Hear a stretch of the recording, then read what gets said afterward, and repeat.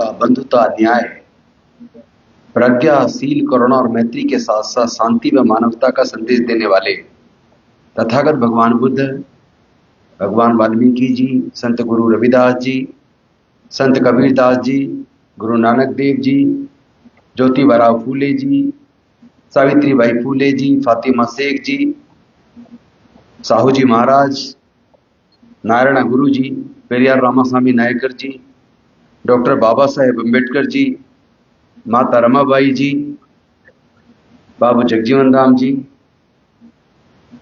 और मानवर कांसीराम साहब सहित समाज के सभी महापुरुषों के चरणों में नमन करते हुए आप समस्त साथियों को जय भीम। साथियों, मुझे आज बेहद खुशी हो रही है यहाँ आकर। जो दर्शन रतन रावण जी उस समाज के बीच में एजुकेशन को लेके अंधकार दूर करने के लिए एक ज्ञान की ज्योति जलाने का काम कर रहे हैं, जो काम मुझे दिल्ली में भी नहीं दिखता। मैं कई बार उस समाज के बीच जाके समाज को जगाने की कोशिश करता हूं, लेकिन हर समाज में लोग अपनी ही जाति के नेता को सुनना पसंद करते हैं। ये समस्या भी है हमारे साथ। ज्ञान तो जहां से मिले वहां से ले लेना चाहिए, और हमारा वो जो हमारे विचार से मेल खाता हो, हमारा वो जो हमारे बारे में गंभीर हो, चिंतित हो, हमारा वो जो हमारे लिए लड़ाई लड़ता हो। लेकिन आज यहां कर वास्तव में मुझे बेहद खुशी हो रही है। जिस जागरूकता को लेकर मैं बचपन से काम करता आया हूं, उसी जागरूकता के साथ समाज को जागरूक करने के लिए और अंधविश्वास पाखंडवाद से बाहर निकाल के उनके बुद्धि का विकास करके उनके भविष्य का निर्माण करने का काम दर्शन रतन रावण जी आप कर रहे हैं। मैं सच में आपको सैल्यूट करता हूं। साथियों, जो समाज अपना इतिहास नहीं जानता वो समाज कभी भी इतिहास बना नहीं सकता। और हमारे समाज की सबसे बड़ी समस्या ये है कि हम लोग अपने बुजुर्गों के इतिहास को ही नहीं जानते। कम से कम हमें अपने इतिहास को जानना चाहिए। इतिहास को जानेंगे तो बहुत सारी चीजें क्लियर हो जाएंगी, आंखों के ऊपर पड़े हुए पर्दे हट जाएंगे, आपके ज्ञान के चक्षु खुल जाएंगे और आप निश्चित तौर पर अपने बच्चों के भविष्य का सही निर्माण कर पाएंगे। जैसे फॉर एग्जाम्पल, आपके जागरूक करने से एक लड़की शादी के बाद पढ़ी और वकील बनी, और उन्होंने अपनी लड़की को जागरूक किया, वो सामने से आ भी रही है, उनकी लड़की भी वकील बन जाएगी। लड़की कह रही है कि मैं कुछ ही दिनों के बाद सुप्रीम कोर्ट की जज बन के यहां खड़ी होंगी। तो ये कॉन्फिडेंस होना बहुत अच्छी बात है,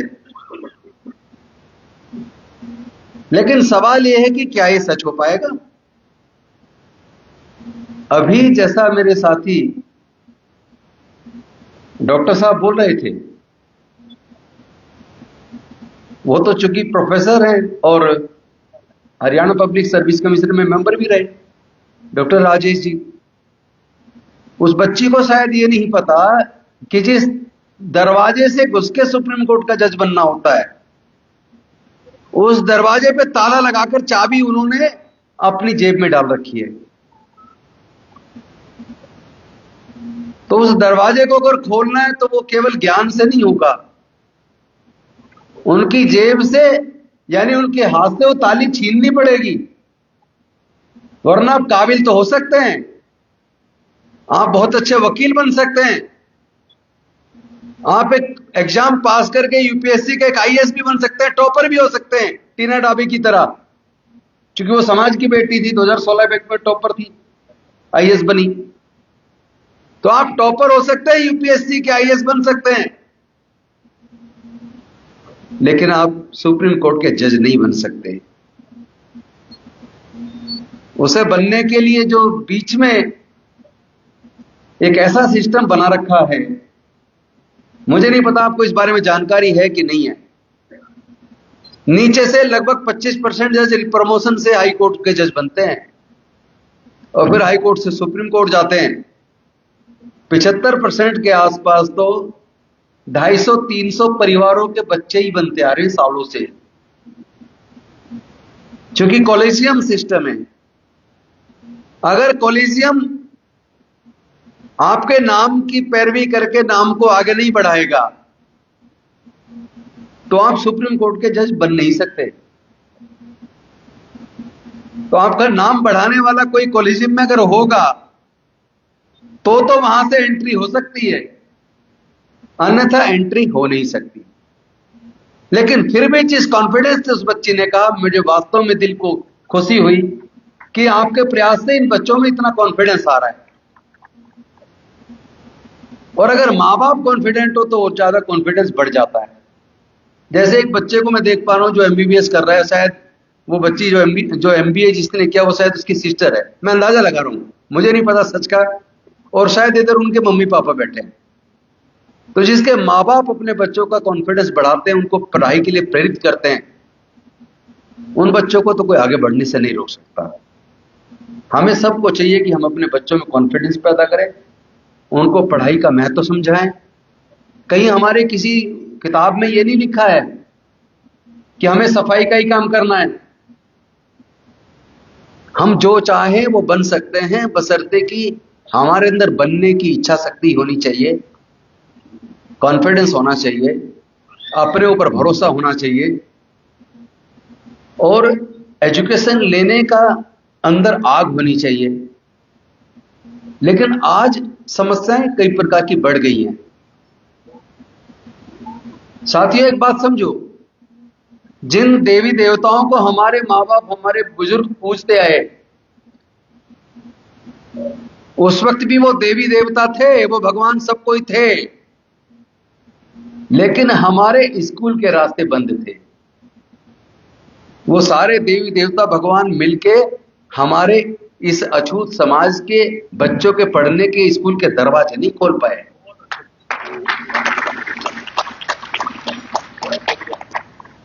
एक सवाल जो मेरे मन में है, मैं आपसे पूछ लेता हूं, क्योंकि वो सवाल आपके मन में पैदा होना चाहिए। सवाल होगा तभी तो उसका जवाब खोजोगे, और जिस दिन जवाब खोज लोगे आगे बढ़ने का रास्ता बना लोगे।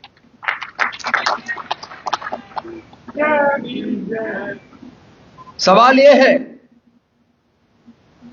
कि यहां पंजाब के अलग अलग जिलों से लोग आए हुए हैं, कुछ लोग हरियाणा से और राजस्थान से भी हैं। मुझे यहां से कोई एक परिवार हाथ उठा के बताए जिसके पास 100 एकड़ जमीन हो। नहीं, मैं उस पर बाद में आऊंगा। क्या जितने परिवार यहां आए हुए, जितने बच्चे यहां आए हुए, किसी एक के परिवार के पास भी 100 एकड़ जमीन है? एक सिंगल भी नहीं है। हमारे बीच से कोई ऐसा परिवार है जिसकी अपनी इंडस्ट्री हो और उसका 100 करोड़ का व्यापार हो, टर्नओवर हो? वो भी हम नहीं है। तो हम कहां खड़े हैं इस देश के और दुनिया के अंदर? क्या यह सवाल हमारे मन में पैदा नहीं होना चाहिए कि ये जो खेत की जमीन है, क्या कोई जब पैदा हुआ तो मां की पेट से लेके पैदा हुआ? अगर खेत की जमीन कोई अपनी मां के पेट से लेकर पैदा नहीं होता तो खेत की जमीन के मालिक कुछ ही लोग क्यों हैं? मेरे इस दलित समाज के लोग खेत की जमीन के मालिक क्यों नहीं है? सैकड़ों करोड़ की इंडस्ट्रीज के मालिक, व्यापारी हमारे समाज के लोग क्यों नहीं बन पाए? क्या यह सवाल हमारे मन में पैदा नहीं होना चाहिए? आदमी में कॉन्फिडेंस आता कहां से है? कॉन्फिडेंस दो चीजों से आता है। एक, कॉन्फिडेंस आता ज्ञान से, और दूसरा कॉन्फिडेंस आता धन से। अगर आपके पास ज्ञान है, पैसा नहीं है, तो भी आप ताकतवर बन सकते हैं और ज्ञान के दम पर धन कमा सकते हैं। लेकिन अगर आपके पास ज्ञान नहीं है, तो यहीं पे वो बात चरितार्थ होती है जो ज्योतिबा फूले जी ने कही थी, जो हमारे मंच संचालक बोल रहे थे। उस बात को बोलना के साथ साथ समझाना जरूरी है। ज्योतिबा फूले जी ने कहा था, ज्ञान बिना मति गई, मति बुद्धि, ज्ञान बिना मति गई, मति बिना नीति गई, नीति बिना गति गई, गति बिना धन गया, और धन के अभाव में हमारे लोग दीनहीन गरीब हो गए, मजबूर हो गई और गुलाम हो गए। और लगभग 3000 साल तक ये हमारी गुलामी चली। और ये जो हजारों साल तक हमारे इस समाज का नुकसान हुआ, ये अविद्या की वजह से हुआ, अज्ञानता की वजह से हुआ, ज्ञान के अभाव की वजह से हुआ। तो इसलिए ज्ञान का होना, पढ़ना लिखना, जानकारी इकट्ठा करना, नॉलेज होना, ये बहुत जरूरी है। जैसा दर्शन रतन रामन जी ने पीछे लिखा हुआ है, पढ़ लीजिए आप। अनपढ़ता, मैं इसको अज्ञानता बोलता हूं, क्योंकि कई बार पढ़े लिखे होकर भी आदमी बिल्कुल मंदबुद्धि होता है। मैं अनपढ़ की वजह अज्ञान शब्द इस्तेमाल करता हूं। अज्ञानता का ग्रहण सूर्य और चंद्र ग्रहण से भी ज्यादा भयंकर होता है। मैंने बाहर जो इन्होंने स्लोगन्स लिखे हुए हैं, मैंने पढ़े हैं। इतने लंबे भाषण की जरूरत नहीं है हमें। अगर आप जो जो चीजें वहां लिखी हैं उसको पढ़ के, उसको समझ के अपने आचरण में उतार लें, तो भी हमारे जीवन में विकास हो सकता है। तो मैंने जो कहा ना कि आखिर हमें यह सवाल पैदा होना चाहिए कि हम खेत की जमीन के मालिक क्यों नहीं हैं, हम व्यापारी क्यों नहीं बन पाए, हम बड़े बड़े उद्योगों के मालिक क्यों नहीं बन पाए, हम स्कूल कॉलेजेस के मालिक क्यों नहीं बन पाए, हम अस्पतालों के मालिक क्यों नहीं बन पाए। क्योंकि उससे पहले भी उस वक्त देवी देवता और भगवान सब थे। फिर भी ये अछूत समाज, जिसकी इस देश में जनसंख्या कम से कम 20% है, और आदिवासी में भी अछूत होते हैं, कुछ नहीं होते हैं, कुछ होते हैं, उसको भी जोड़ लें तो कम से कम 25% है। तो इस देश के 25% समाज के पास अगर वो व्यापारी नहीं बन पाए, संपत्ति के मालिक नहीं बन पाए, वो पढ़ लिख नहीं पाए, तो उसका कारण क्या था? कौन था जो उन्हें पढ़ने से रोकता था? कौन था जो उनको व्यापार करने से रोकता था? कौन था जो उनको संपत्ति जोड़ने से रोकता था? और वो कौन था जो ये कहता था कि अगर ये अछूत संपत्ति जोड़ लें, शूद्र संपत्ति जोड़ लें, तो उसकी संपत्ति को छीन लेना चाहिए? कौन था वो? वो थी मनुस्मृति। जैसे आज भारत का संचालन डॉक्टर बाबा साहेब अंबेडकर जी के बनाए संविधान से होता है, लेकिन जब भारत में संविधान लागू नहीं था, अंग्रेजों के शासन से पहले और कुछ हद तक अंग्रेजों के शासन के दौरान भी हमारे देश की सामाजिक व्यवस्था का संचालन मनुस्मृति से होता था। और मनुस्मृति एक तरह का संविधान था।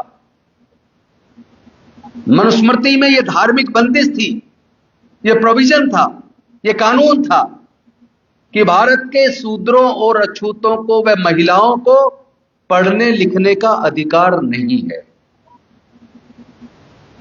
और उसमें यह भी लिखा है कि भारत के शूद्रों और अछूतों को ज्ञान अर्जित करना वे ज्ञान पर चर्चा करने का भी अधिकार नहीं है। और उसमें यह भी लिखा है कि भारत में शूद्रों, अछूतों और महिलाओं को व्यापार करने का और संपत्ति रखने का भी अधिकार नहीं है। अब जिसके पास अगर ज्ञान नहीं होगा, जिसके पास संपत्ति का भी अधिकार नहीं होगा, जिसके पास व्यापार करने का अधिकार भी नहीं होगा, तो उस समाज का या उस व्यक्ति का क्या कोई भविष्य हो सकता है? आज जो बच्चे यहां जिस कॉन्फिडेंस से बात कर रहे थे मंच पे आकर, अगर उनको पढ़ने का अधिकार ना होता, अगर वो स्कूल कॉलेज ना गए होते, तो जिस कॉन्फिडेंस के साथ आज यहां मंच से बात कर रहे थे, वो हमारी बेटियां जिस कॉन्फिडेंस से बात कर रही थी, जरा थोड़ा सा सोच के देखो कि अगर उनको स्कूल कॉलेज में प्रवेश ही ना होता तो क्या उनके अंदर वो आत्मविश्वास पैदा होता? वो आत्मविश्वास पढ़ने से आया। तो हजारों साल तक हमारे समाज के लोगों में तो आत्मविश्वास ही नहीं था, क्योंकि आत्मविश्वास पढ़ने से, ज्ञान से आता है। और ज्ञान पढ़ने के साथ साथ बुजुर्गों के साथ संगत से, महापुरुषों की संगत से, विद्वानों को सुनकर, इस तरह के कॉन्फ्रेंस से ज्ञान बढ़ता है। तो जब ज्ञान पे पूरा ताला लगा हुआ था कि आपको ज्ञान अर्जित करने का अधिकार ही नहीं है, तो जब ज्ञान नहीं था तो कॉन्फिडेंस में नहीं था। और हम लोग 16-16 घंटे काम करते थे एक बंधुआ मजदूर बनकर। काम के बदले में घर का बचा हुआ खाना झूठन मिलता था ताकि हम जिंदे रहे। इसलिए नहीं कि वो हमें जिंदा रखना चाहते थे, बल्कि इसलिए कि अगर हम जिंदे नहीं होंगे तो उनके घर में, उनके खेतों में, उनकी फैक्ट्रियों में काम कौन करेगा? और काम भी बिना पैसे के, सिर्फ घर का बचा हुआ खाना मिलता था। तो कॉन्फिडेंस कहां से आता? जब पढ़ने का अधिकार नहीं था, काम के बदले में पैसे लेने का अधिकार नहीं था, तो समाज में कॉन्फिडेंस कैसे आता? इसी कारण मेरा यह समाज लगभग 2,500-3 हजार साल तक गुलाम रहा है। आपको पता है इस देश की महिलाओं को पहला स्कूल किसने और कब खोला? 1 जनवरी 1848 को भिड़ेवाड़ा में, पूना के अंदर सावित्रीबाई फूले ने फातिमा शेख के साथ मिलकर भारत की महिलाओं के, किसी भी जाति धर्म की महिलाओं के लिए पहला स्कूल खोला। और वो खुद अनपढ़ थी, लेकिन ज्योतिबा फूले जी ने अपनी पत्नी सावित्रीबाई फूले को पहले पढ़ाया, फिर टीचर ट्रेनिंग करवाई। और जब पूरा हिंदूवादी समाज, धर्म के ठेकेदार, उन्होंने उन पर दबाव बनाया कि महिलाओं के लिए स्कूल बंद कर दो, उनके पिताजी ज्योतिबा फूले के पिताजी गोविंदराव को उन्होंने कहा कि या तो अपने बेटे से कहो कि अपने बहू के माध्यम से महिलाओं को जो स्कूल खोला है ये धर्म के खिलाफ है, अनर्थ है, उस स्कूल को बंद कर दे। अगर वो ऐसा नहीं करता तो तुम्हारा हुक्का पानी बंद कर दिया जाएगा। जब ज्योतिबा फूले अपनी पत्नी सावित्रीबाई फूले के साथ अपने घर गए तो उनके पिताजी ने उनके सामने एक शर्त रख दी कि इस घर में रहना है तो महिलाओं के लिए जो स्कूल खोला है उसे बंद कर दो, और अगर स्कूल बंद नहीं करोगे तो मेरे घर से निकल जाओ। तो ज्योतिबा फूले अपनी पत्नी सावित्रीबाई फूले को लेकर अपने पिता को के घर को छोड़कर अपने दोस्त के घर गए। फातिमा शेख का भाई उस्मान शेख, वो ज्योतिबा फूले के मित्र थे, और उन्हीं की मदद से, उन्हीं के घर में रहते हुए वहां महिलाओं के लिए उन्होंने पहला स्कूल खोला। और भारत में, भारत के शूद्रों, अछूतों के लिए, यानी हमारे समाज के लिए, दलितों के लिए भी पहला स्कूल खोलने का गौरव ज्योतिबा फूले जी को मिला। उन्होंने 15 मई 1848 को भारत के अछूतों के लिए पहला स्कूल खोला। यहां से शुरुआत हुई। उन्होंने टोटल 18 स्कूल खोले, लेकिन वो एक सीमित पूना के छोटे से क्षेत्र में। असल दरवाजे हमारे पूरे देश के अंदर अगर खोलने का किसी ने काम किया तो वो डॉक्टर बाबा साहेब अम्बेडकर थे। लेकिन हमें जो भी कुछ मिला, इसको करने के लिए डॉक्टर बाबा साहेब अम्बेडकर के जो टोटल 5 बच्चे थे, 5 में से 4 गुजर गए। बाबा साहेब की पत्नी, जवान पत्नी गुजर गई। फिर भी डॉक्टर बाबा साहेब अम्बेडकर जी ने हिम्मत नहीं हारी, अपना पूरा जीवन जलाया, पूरा जीवन संघर्ष किया और उन्होंने हमारे आगे बढ़ने का रास्ता खोल दिया। जो आज का सब्जेक्ट रखा है, वोट और नोट। आपको पता है भारत में वोट डालने का अधिकार अंग्रेजों के टाइम पर 1935 से पहले तक वोट डालने का अधिकार किस किस को था? भारत में वोट डालने का अधिकार 3 तरह के श्रेणी के लोगों को था। पहला वो जो अंग्रेज सरकार को इनकम टैक्स दिया करते थे। दूसरा वो जो बड़े जमींदार थे। और तीसरा वो जो ग्रेजुएट थे। अब मनुस्मृति के चलते हमारे लोगों को ना पढ़ने का अधिकार था, ना व्यापार करने का अधिकार था, ना संपत्ति का अधिकार था।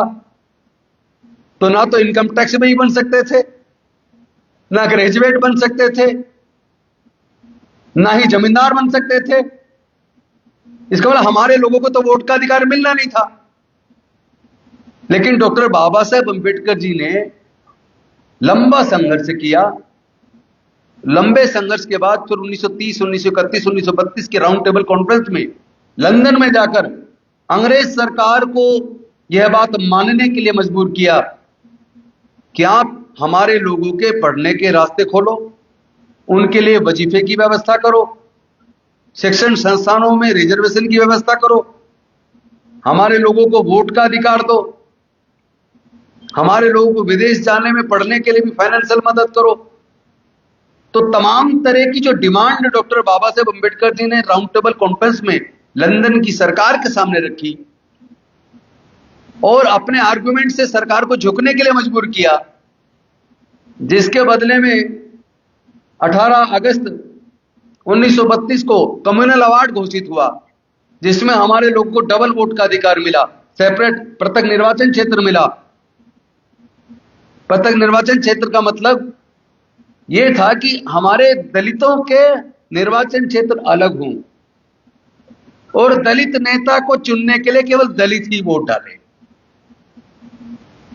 यानी हमारे जो विधायक जीत के जाएं, उनको वोट कोई दूसरी जाति का आदमी नहीं डालेगा।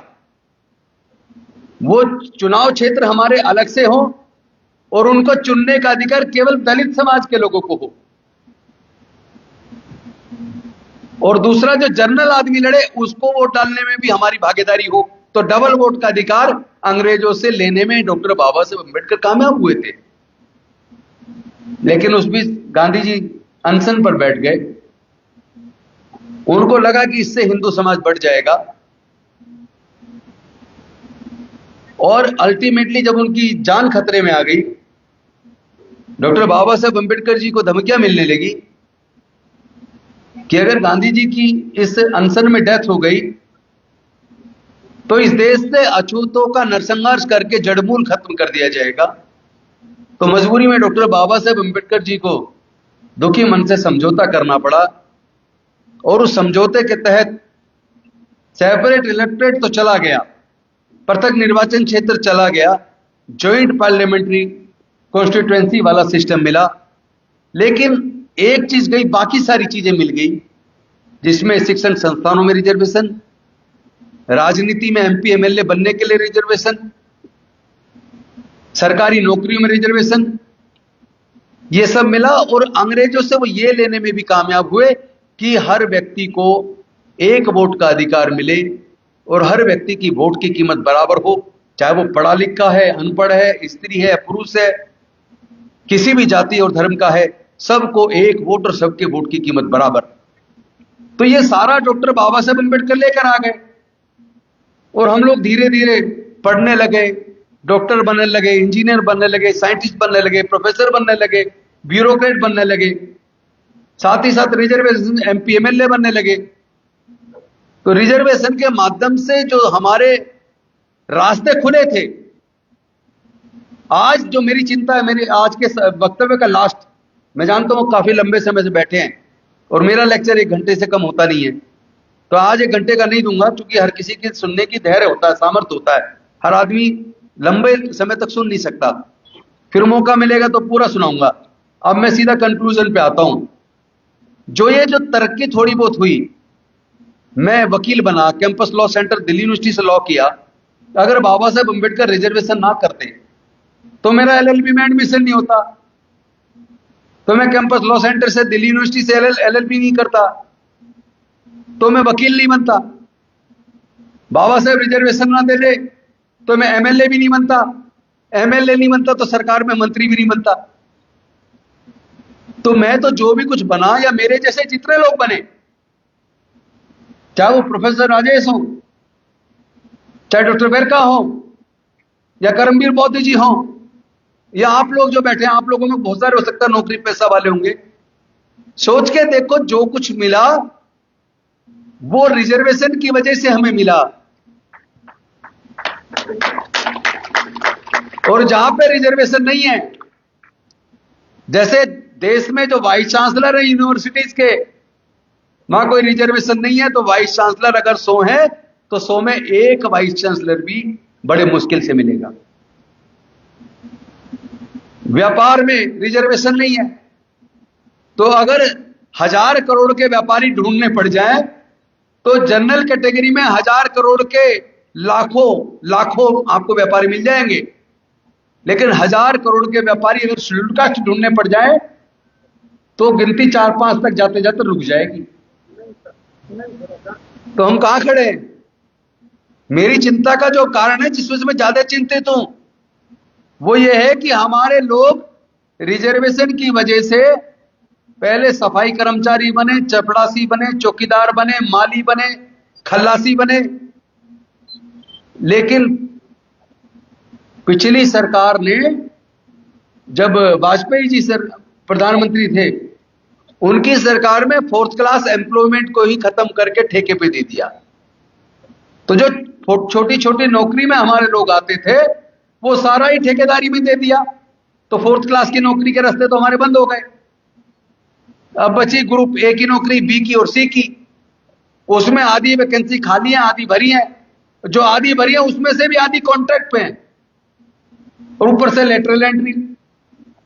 तो इस तरीके से हमारे नौकरी के रास्ते लगभग उन्होंने बंद कर दिए। अब आ जाओ शिक्षा पे। हमारे लोग जिस हालात में पढ़ के यहां तक पहुंचे, उस वक्त इतना वजीफा मिल जाया करता था कि वजीफे के पैसे से ही पढ़ के हमारे लोग engineer, doctor, scientist, professor, bureaucrat, सारी बड़ी बड़ी नौकरियों तक पहुंचे रिजर्वेशन से, और वो भी स्कॉलरशिप के पैसे से पढ़ के। आज की सरकारों ने स्कॉलरशिप लगभग खत्म कर दी, और सरकारी engineering college, medical college, law college, सरकारी कॉलेज की भी फीस इतनी बढ़ा दी है। अगर आप में से कोई एनएलयू से लॉ कर रहा हो, सरकारी लॉ कॉलेज से, एनएलयू से 5 साल की डिग्री है 12वीं के बाद, तो पहले तो कोचिंग, आजकल कोचिंग लेनी पड़ेगी, एंट्रेंस पास करना पड़ेगा, तो पहले तो 2-3 लाख रुपया कम से कम कोचिंग पे खर्च करो। बच्चा आपका काबिल मेहनती है, पास कर लेगा।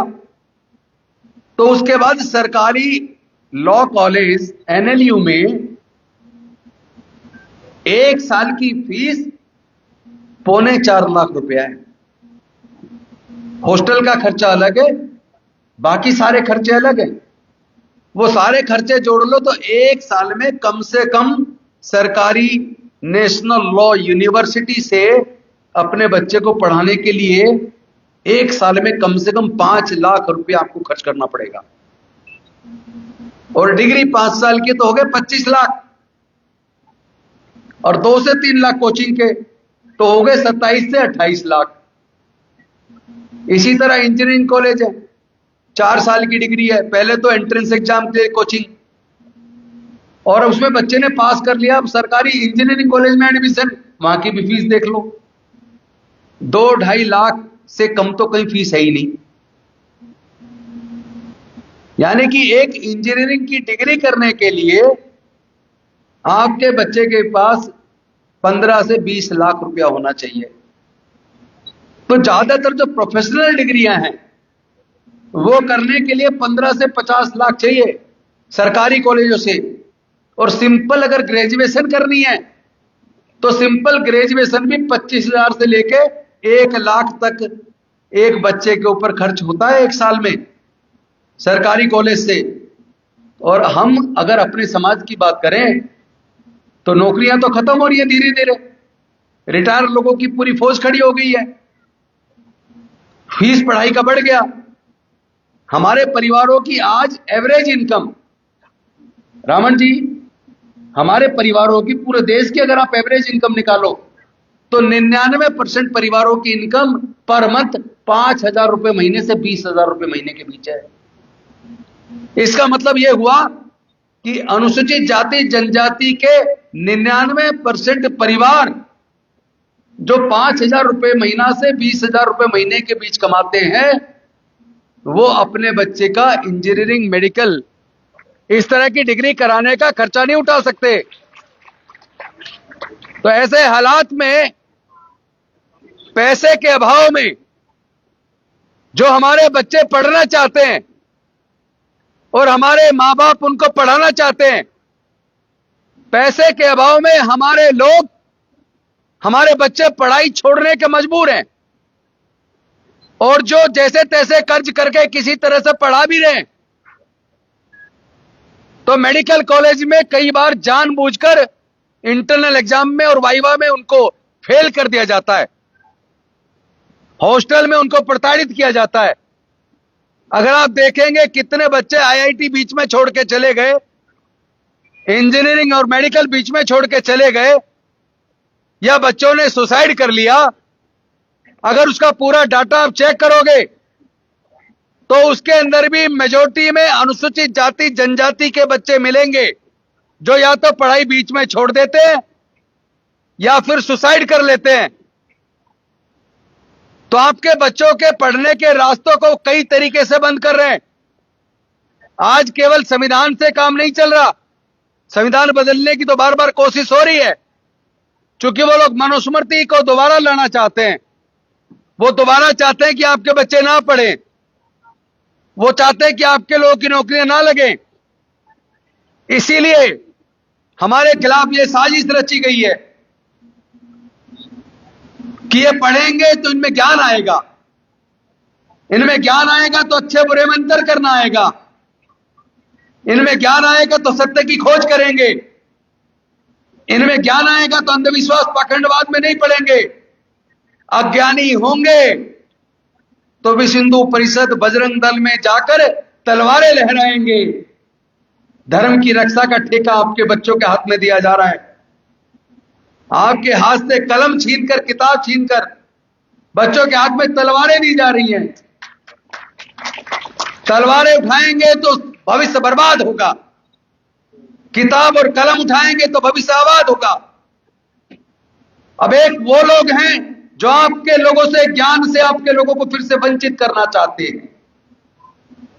एक ये लोग हैं जो हर प्रकार की कुर्बानी देकर भी हमारे बच्चे पढ़ लिख के आगे बने, इसके लिए पूरे देश के कोने कोने में जाके काम कर रहे हैं। समस्या बहुत गंभीर है, क्योंकि पहले मनुस्मृति ने नहीं पढ़ने दिया, अब बाबा साहब का संविधान है। तो नौकरी से घर में पैसा आया, कॉन्फिडेंस आया, ज्ञान से, पढ़ाई से ज्ञान आया, ज्ञान से कॉन्फिडेंस आया, तो उन्होंने हमारे कॉन्फिडेंस को छीन लिया है कि ना नौकरी होगी, नहीं होगी तो मजदूर बनेंगे, मजदूर बनेंगे तो मजबूर हो जाएंगे, मजबूर हो जाएंगे तो उनकी फिर से गुलामी स्वीकार कर लेंगे। तो ये पूरी की पूरी साजिश हमारे समाज के लोगों को फिर से गुलाम बनाने की साजिश चल रही है। इसीलिए मेरी चिंता ज्यादा बड़ी है। बेशक मैं 5.5 साल मंत्री रह लिया, वेरका साहब मंत्री रह लिया, आप सांसद हैं, और भी लोग कुछ ना कुछ होंगे, लेकिन हम सारे मंत्री सांसद कुछ भी बन जाएं, जो अकेले डॉक्टर बाबा साहब अंबेडकर हमारे पूरे समाज को दे गए। हमारे पढ़े लिखे लोग engineer, doctor, collector, scientist, professor बनने के बावजूद इस देश में राष्ट्रपति, उपराष्ट्रपति, मुख्यमंत्री, मंत्री, विधायक, सांसद बनने के बावजूद सारे मिलकर उसको बचाकर नहीं रख पाए, जो अकेले 4 बच्चों और पत्नी की कुर्बानी से डॉक्टर बाबा साहब अंबेडकर देकर गए। इसलिए मेरी चिंता बड़ी है। मुझे कोई खुशी नहीं होती कि हम सांसद, मंत्री बन जाएं। मंत्री तो बने, पर ऐसे तो बने जो समाज की आवाज बने। ऐसे तो ना बने कि अपनी पार्टी के गुलाम बनकर संसद में गूंगे बहरे बन के बैठ जाएं। उन्हीं के सामने हमारी नौकरियों को प्राइवेटाइज कर दिया, उन्हीं के सामने भारत के पीएसयूज को बेच दिया, उन्हीं के सामने शिक्षा को महंगा कर दिया, और वो गूंगे बहरे बन के बैठे रहे। कौन चिंता करेगा इस समाज की? कौन से कारण है जो लोग मंच पे बैठे और बहुत सारे लोग सामने बैठे भी इसी तरह कुर्बानी दे रहे होंगे, जिनको किसी को 30 साल, किसी को 40 साल हो गए समाज में काम करते हुए, वो बैठे हैं, बीमारी में भी आए, लेकिन स्कूल खोला हुआ है। इसका मतलब लोगों में लगन तो है। बहुत सारे लोग चाहते हैं समाज आगे जाए, बहुत सारे लोग तरह तरह की कुर्बानी भी दे रहे हैं, लेकिन मेजोरिटी उनकी ज्यादा हो गई जो समाज को धोखा दे रहे हैं, क्योंकि वो पार्टियों के गुलाम हैं। उनका मकसद केवल एमपी, एमएलए बन जा, मंत्री बन जा, और मेरा घर में पैसा आने लगे, मैं अमीर हो जाऊं। वो अपने परिवार तक सीमित हैं। सोच के देखो, अगर डॉक्टर बाबा साहब अंबेडकर अपने परिवार तक सीमित हो जाते, तो क्या जो आज खुशहाली थोड़ी बहुत हमारे परिवारों में दिखती है पूरे देश के अंदर, क्या हमें मिलती? आज ये सांसद बन गए, वो मंत्री रह लिए, मैं मंत्री रह लिया।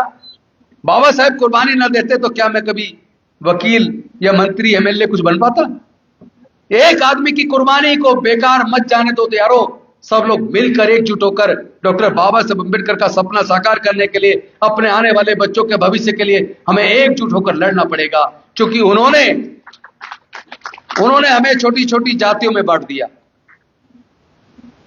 अब मुझे समझ नहीं आता, आपको कब समझ आएगा? भाई, जाति कुदरत ने नहीं बनाई और धर्म भी कुदरत ने नहीं बनाया, ये चालाक लोगों की देन है। क्योंकि इसका एक बहुत बड़ा एग्जाम्पल है, और या तुम में से कोई आके खड़ा होकर बता देना मंच पे आके, क्या आपने एक भी ऐसा एग्जाम्पल देखा है कि किसी व्यक्ति को गंभीर बीमारी हो, डॉक्टर कहे भाई तुम्हारा तो ऑपरेशन होना है, 20 बोतल खून का इंतजाम करो। अब जिसको खून चाहिए अपनी जान बचाने के लिए, क्या आपने पूरे दुनिया में एक भी ऐसा देखा जो ये कहे कि मैं तो केवल ब्राह्मण का ब्लड स्वीकार करूंगा, या मैं केवल ईसाई का ब्लड स्वीकार करूंगा, या मुस्लिम का, सिख का ब्लड स्वीकार करूंगा? सब जानते हैं कि इंसान को केवल इंसान का खून चढ़ सकता है। तो जब जान बचानी होती है तब कोई किसी की जाति धर्म नहीं पूछता, तो फिर बाद में जाति धर्म क्यों पूछते हैं? इसका मतलब जाति कुदरत ने नहीं बनाई, जाति चालाक इंसानों ने बनाई। और तो और हमारे इस दलित समाज को भी बांट दिया, A category, B category, C category. कितना बांटोगे और कितना तुम बटोगे? हमें एकजुटता, हमारी एकता ही हमें बचा सकती है, वरना ग्रुप तो कमेटी वो तो बना दिया, ओएससी डीएससी बनाने के बाद भी क्या आपकी तरक्की हो गई? अभी डॉक्टर राजेश बता रहे थे ना कि 1800 के करीब वैकेंसी निकली कंप्यूटर टीचर की, कंप्यूटर साइंस की, और उसमें 0, एक भी बंदा सेलेक्ट नहीं हुआ शेड्यूल्ड कास्ट का, ना ओएससी ना डीएससी। 120 वैकेंसी निकली असिस्टेंट प्रोफेसर इंग्लिश की, ओएससी से 2 बच्चे सेलेक्ट हुए, डीएससी से 1 बच्चा। 120 के बदले में केवल 3, 117 सेलेक्ट पास ही नहीं हुए, जबकि वो नेट क्वालिफाई थे, पीएचडी थे, जीआरएफी थे, फिर भी सेलेक्ट नहीं। इसका मतलब उनके पास रोकने के अनेकों तरीके हैं, और फिर भी अगर पास कर लोगे, जैसा जुडिशरी में उन्होंने बताया, बच्चे पास हुए 25 या कितने, और उनमें से लिए उन्होंने 3 बच्चे। यानी आप एग्जाम भी पास कर लोगे, आपके पास डिग्री भी है, काबिलियत भी, एग्जाम एंट्रेंस एग्जाम भी पास कर लिया, तो वो इंटरव्यू में कह देंगे नॉट फाउंड सुटेबल, यानी उनके पास आपको रोकने के लिए कई तरीके हैं। यहां आता है ये दूसरा वाला, वोट और नोट। यानी इस पैसे को नशे में मत उड़ाओ। पहले तो हमारे पास है नहीं, है तो नशे में और इधर उधर की चीज में उड़ा रहे हैं। उसे बच्चों की पढ़ाई में लगाओ। और ये जो वोट है ये बड़ी मुश्किल से मिला है। पहले तो इनकम टैक्स पेई को ही था, बड़े जमींदारों को, ग्रेजुएट को था। आज हमें मिला है तो बाबा साहब की वजह से मिला है, और इसी वोट से हम सरकारें बनाते हैं। लेकिन जब हम इस वोट को शराब की बोतल में 1000-2000 रुपए में बेच देते हैं तो हम ये भूल जाते हैं कि वो व्यक्ति जो हमारा वोट खरीद रहा है, जिसके पैसे से वो वोट खरीद रहा है, उसी के हाथों पूरे देश के भविष्य को बेच रहा है।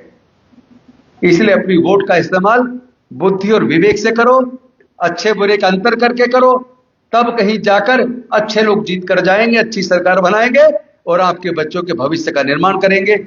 इन्हीं शब्दों के साथ मैं अपनी वाणी को विराम देता हूं। बहुत बहुत धन्यवाद। जय भीम, जय भारत, जय संविधान, जोहार। और आपका विशेष धन्यवाद राजेश जी, आपका और रामन जी, आपका मैं बहुत दिल से धन्यवाद करता हूं। आपने मुझे मौका दिया इन बच्चों के साथ बातचीत करने का। मैं तो पूरे देश में बोलता हूं, लेकिन हो सकता है बहुत से बच्चे नहीं सुन पा रहे हो, तो आज कम से कम एक दूसरे के साथ कनेक्ट करने का आपने अवसर दिया। और ये अवसर फिर मिलेगा तो हम और आप मिलके केवल ये लुधियाना की धरती नहीं, पूरे देश में चलेंगे। और जब तक इस समाज को पूरी तरह तैयार ना कर दे, उसके हक अधिकार के प्रति जागरूक ना कर दें, तब तक हम रुकने वाले नहीं हैं। क्योंकि हमारा कोई खर्चा ही नहीं है। बीड़ी, सिगरेट, शराब, बियर, विस्की, गुटखा, तंबाकू, बेविचार, हम कुछ नहीं करते भाई। और एक ही काम करते, समाज को जगाने का। और वो काम हम तब तक करेंगे जब तक हमारे शरीर में खून है और सांसें हैं। धन्यवाद।